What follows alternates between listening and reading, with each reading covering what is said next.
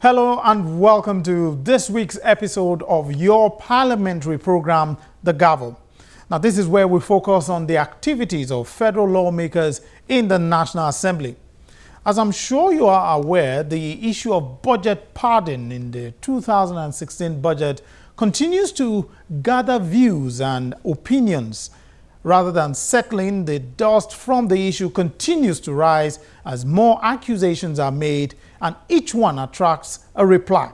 But let's commence with activities in the Senate, where the president of the International Federation of Association Football, FIFA, was received by the lawmakers. The president of the International Federation of Association Football, FIFA, arriving at the National Assembly. Led by the president of the Nigerian Football Federation, the FIFA delegation is here to meet with the Senate president and members of the National Assembly. The FIFA president highlights the need for football development on the continent. Coming from the airport to the city to see how many people, how many boys, girls, kids were playing football along the streets, you see that you don't only love football, you really live football in this country. And this, dear President, dear Senators, must be cherished, must be protected. We need stability, unity, we need to work in a serious way because Nigeria has a great tradition and a great passion for football, and the whole of Africa has it.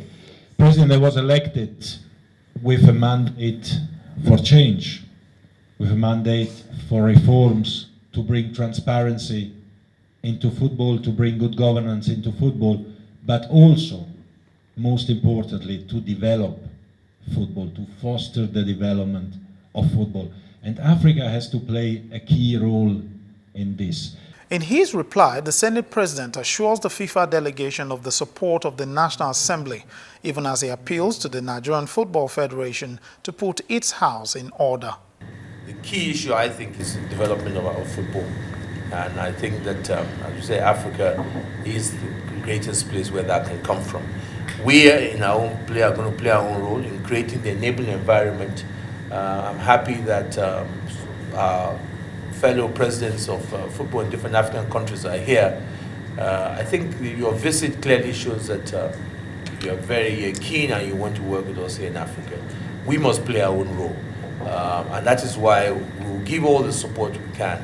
And I think it gives me an opportunity to talk to those of the members on NFF that, you know, as we must solve our problems. And I think that this kind of world recognition we have today, the only thing we can do is to show examples here in Nigeria and how we believe that the Football Association should be run. And what we're presently going through, we must put an end to it. A lot of you professionals sometimes blame politicians that when we lose elections, we don't want to accept. But now we politicians, we have turned, we are now reformed. When we lose elections, we accept. So I think football professionals too should learn from us. The FIFA president's next port of call is the presidential villa. He held a meeting with President Muhammadu Buhari for about an hour, rubbing minds on how to develop the game of football in the country. President Buhari is said to have assured the FIFA president that his administration will pay keen interest to accountability and transparency in order to fast-track football development in the country.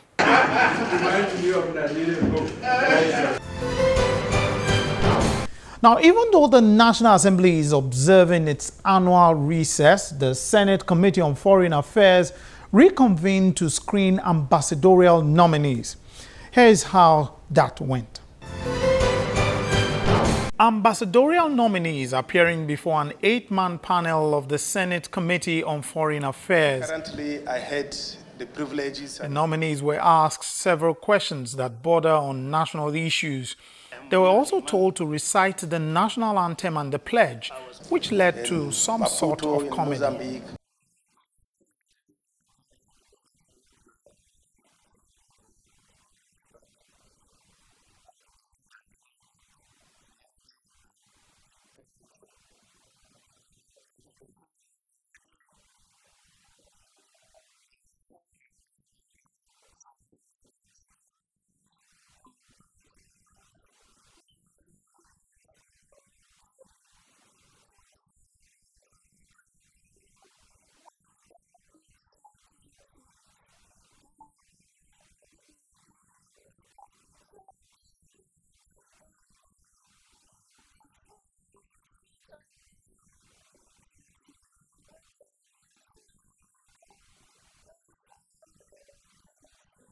However, some of the nominees shared their perspectives on the workings of the nation's foreign policy.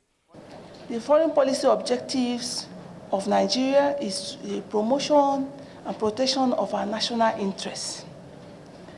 There are other ones that we have to subscribe to the treaty obligations of the international community. We have to protect world economic order. But in the prosecution of our foreign policy, we always look at how do you define the national interests of the country? We juxtapose it with the objectives of the present administration.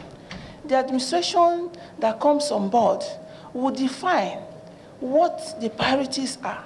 And for this present administration, the priority is fighting insurgency, that is security, and fighting corruption, and diversification of the economy.